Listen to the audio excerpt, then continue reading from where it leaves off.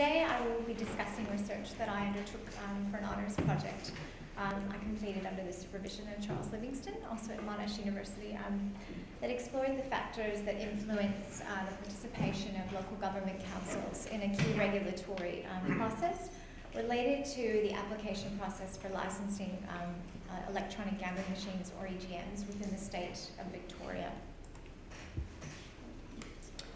So in the next 20 minutes, I will provide a brief background which describes the context and motivation for the research aim and questions that guided my research, and also present my research design and methods. I'll spend more considerable discussion time on what I think are the most interesting aspects of the research, the results, and finally just share some conclusions. So briefly, some background to the research and the regulatory process. So evidence indicates that EGMs are inequitably distributed within communities, and that they are concentrated in more socioeconomically disadvantaged communities and associated with significant harms. So under the Victorian Commission for Gambling and Liquor Regulation, or VCGLR process, as I will refer to it throughout the presentation, relevant local government councils are notified of any licensing applications for EGMs or venues, and they can object or support these applications by submitting a response.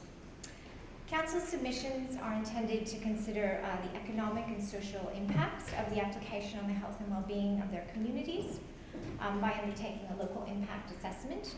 The VCGLR provides a template for council submissions.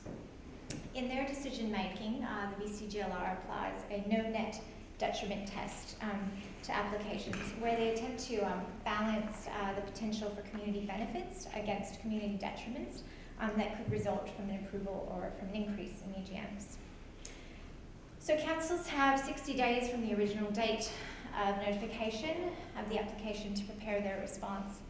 Both applicants and councils can give evidence to their application and submissions at a public hearing, and both can also seek a review of any unfavourable decisions through the Victorian Civil and Administrative Tribunal. Support for council participation in this process, their input, can be found in the literature as a means to provide a more localised approach to supply reduction interventions for EGMs. So theoretically, the Victorian system is relatively transparent as compared to other jurisdictions, and being as it does, allow for councils to provide input to this very defined legislative role. However, evidence does indicate that councils have a modest rate of participation or responding within this process, and further that they're unlikely to be successful when opposing applications. So as noted on the slide, between July 2008 and September 2014, councils opposed 154 licence applications. Of these, only 8 applications were rejected and 3 were approved with conditions. So with that background and context in mind, this research aimed to identify the barriers and supportive factors to local government participation in the EGM licensing application process by exploring the perceptions of local government staff. So these are the 3 main research questions that guided the research. What are the perceived barriers or supportive factors to local government participation and success in the EGM license application process? What evidence do councils utilise to inform their submissions, and how should councils be able to participate in this process? So the final question, I was intending to explore the appropriateness and relevance of local government's role in this process and how they perceive their role in the process. Because I was interested in local government staff's perceptions and learning about their lived experience, I utilised a qualitative study design.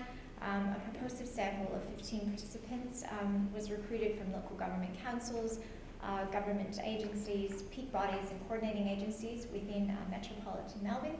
Being as this was an honours project, it was necessary for me to have a rather pragmatic approach to my sampling and recruiting, and I did, for example, restrict the inclusion criteria to only include metropolitan Melbourne. The interviews were semi-structured and audio recorded for transcription, and I utilised thematic analysis to analyse the data which allowed me to identify, analyse and consider the dominant themes or patterns.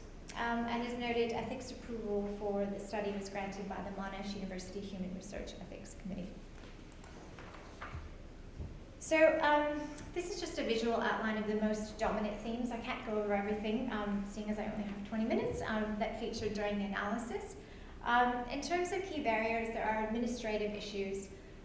The overall role of evidence was identified as being quite problematic. And finally, participants described the process as being an uneven playing field, with them perceiving that it was biased, the process was biased towards the applicants. Supportive factors included knowledge sharing about the process, community education about EGMs and their associated harms, and the development and implementation of planning and social policies, which clearly outline council's views on gambling within their communities. And finally, councils being well placed and knowledgeable to provide input into applications, and that this process was an opportunity to govern for the most vulnerable members of their communities also featured. So I'll now provide more detail about the dominant themes, starting with the administrative issues as examples of key barriers. So the capacity of council officers to prepare a submission and response to an application, including undertaking the social and economic impact assessment, was consistently described as a barrier. This was influenced by several factors, including the frequency that a council might receive an application, which inevitably affects their likelihood of having experience putting together a submission. They are substantial documents for councils to undertake. Also, the difficulty of managing an already full workload, which then has to be sidelined. The time frame to respond was also identified as a key barrier. As noted, councils have 60 days to submit their response, and so the decision to respond or not to an application is made within councils when they meet at a monthly meeting. Several participants reported that this time frame does not take into account their monthly meeting cycles, and further that this then places a considerable constraint on their ability to consider, undertake, and prepare a comprehensive and realistic assessment of the potential impacts of an application. So notably, the findings related to the time frame are supported by the recent campaign, Enough Pokies campaign, that was launched in November of 2014 in the state of Victoria by the Municipal Association of Victoria, and I think there's also now 38 councils that have signed on as well. Specifically, one of the policy reforms that they're advocating for is an extended time frame for councils to respond to applications. Another barrier identified under administrative issues is the potential for high financial costs, with participants citing costs of up to hundreds of thousands of dollars potentially to counter an application. Participants noted that these costs could include fees associated with the hiring of legal representation, consultants to help prepare and present a case, and also undertaking community research and data collection. Participants also mentioned the significant internal council resources required as additional costs that are that might not be included. Some participants felt it was difficult to justify such expenditure, and that the money might be better spent elsewhere in their community to address gambling harm rather than putting together a response. So it was noted that it's not that councils are necessarily bereft of funds to participate, but it's the intermittent nature of the application process makes it difficult for them to allocate the needed funds within their budgets. As mentioned, one of the study's key research questions was also to explore the kinds of evidence that councils use to inform their submissions. So while participants' responses varied, most mentioned a foundation of evidence in relation to the degree of social disadvantage in their relevant community. But importantly, the more dominant themes related to evidence that emerged is that evidence is problematic in this process in several ways. Firstly, the evidence that is expected by the Commission as part of Council's social and economic impact assessment was described as being beyond their capacity to obtain. For example, finding highly localized evidence to accurately describe prevalence rates of problem gambling, along with questions in relation to how many bankruptcies or divorces have been linked to problem gambling in their municipalities were specifically cited as being impossible data to capture. This was also described as being further exacerbated by the 60-day required timeframe to submit a response. Another example of evidence being problematic is the participants' perceptions that the Commission favours the evidence of the potential economic benefits over the evidence of the potential negative social impacts put forth by councils in their submissions.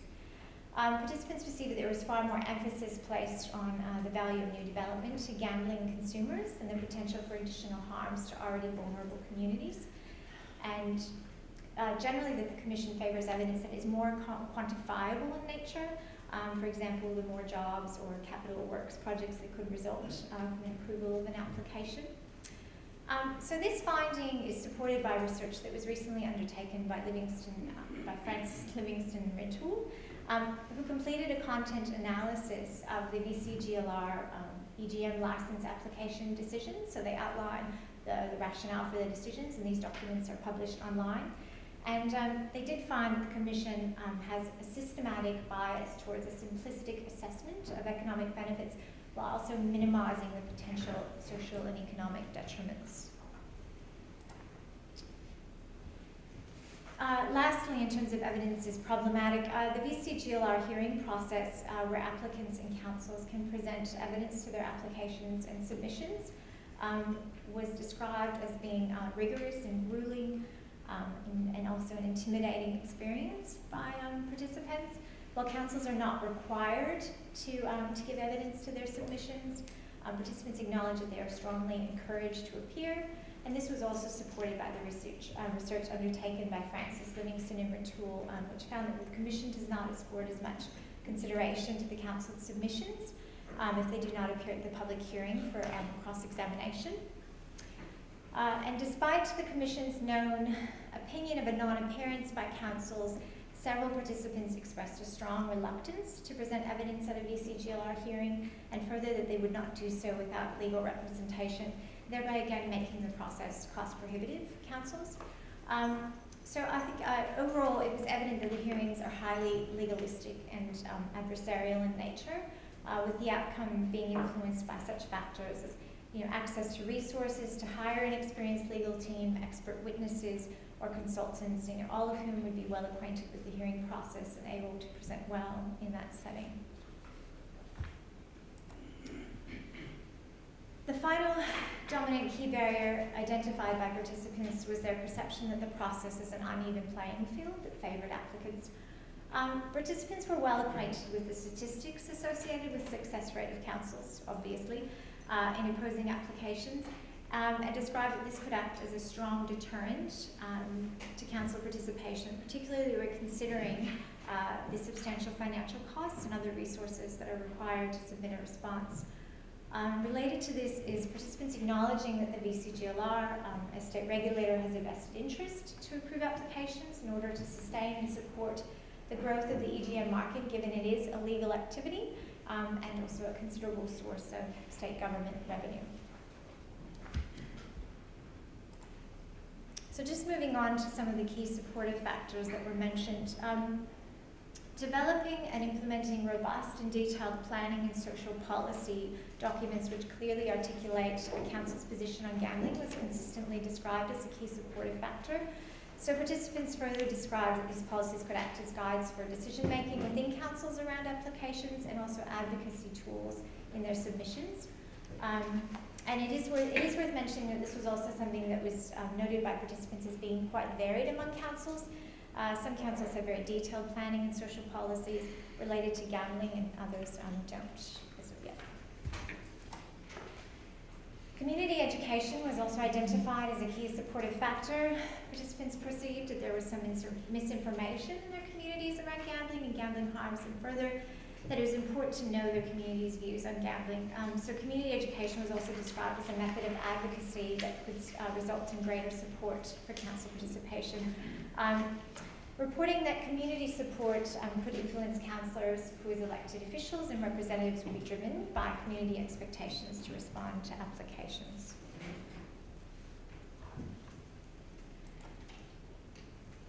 So several participants identified cooperation and information sharing among councils as a key supportive factor, describing the nature of the sector itself as being a space where staff who have less experience responding to an application could learn from colleagues about the process.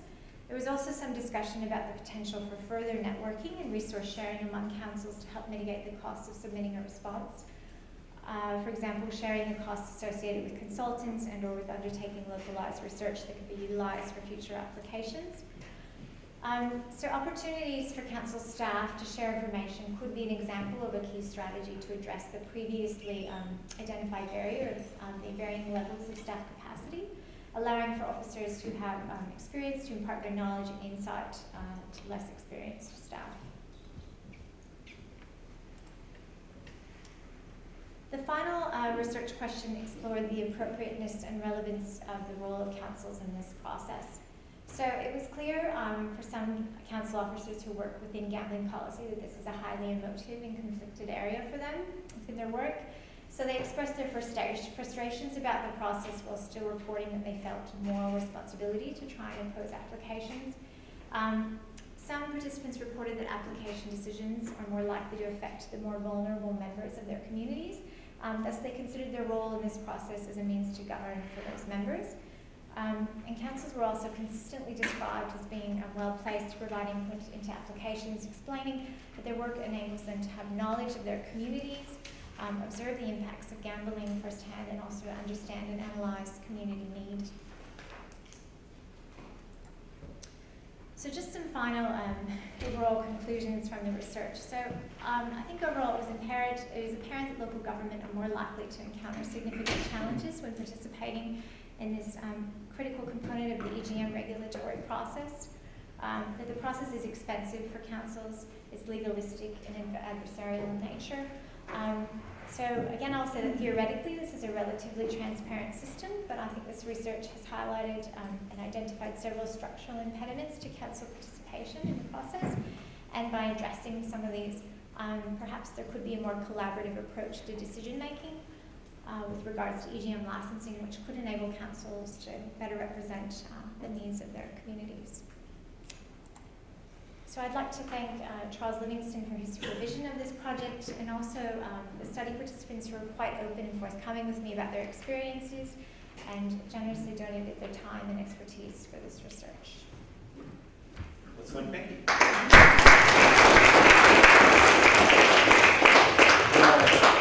What can I say, but it was well worth it. I see consulting opportunities for myself, so that's the most important. It's all about me. So we'll open it up to questions or comments. Hopefully we have a bit of time. Yes, please. Are there any precedents in Victoria where local government actually has the consenting power? Like, does local government decide on new alcohol locations or legal high retail outlets or major entertainment centres, or is that all that power somewhere else? So, is there any I mean, it seems to me local government should be deciding these things, not somebody who's deciding it on other grounds. Yes, I might ask Charles about that. I don't know about that, Charles. The planning powers is the only place councils have that sort of authority. The Commission for Liquor and Gaming Regulation makes decisions about gambling and obviously liquor. Councils have a role in that, but again, they tend to be overruled by the liquor industry, which has more resources. And the planning decisions, obviously, with most local governments, there's an appeals process, so if the council doesn't like a particular outcome and they don't approve it in the planning process, then it will either go to the Victorian Civil and Administrative Tribunal, which can overrule any council decision, or in some rare cases, the minister calls it in and makes a decision from the planning ministry. So councils tend to be quite hamstrung in these sorts of decisions. Thank you, Charles. Other questions, comments? Has the Productivity Commission said anything about this? Seems to be quite imbalanced, and about 95% of the applications seem to be granted, and it seems to have no topping to it. Look, I don't know if they said anything recently, but I know in 2010 in their report they definitely supported council participation in this process as a means to provide a more localised perspective. certainly. In their 2010 report they did. But they haven't commented on, the imbalance of power. Perhaps some of the things you brought up, for example. Yep, I don't know that. Costs. Yeah. Look, I think they did also talk about in terms of the council should be resourced in order to respond to applications as well in the 2010 report. Certainly, yes. Yeah. Is there any work to, we were talking about this resourcing and research, which doesn't really exist. Individual councils don't have the resources to do that work. They feel constrained. Is there any work to combine, you mentioned 38 councils coming together, Right. combine some of those resources, do that research for metropolitan or rural Victoria, and then, assist each other in making these applications? Yeah, well, look, as I mentioned, certainly among my participants, they did mention the sharing of resources and the potential for that, particularly for councils who share a border, neighbouring municipalities. So certainly there's some talk of that, and I think that is that an ongoing? Yes, that there is some talk of that.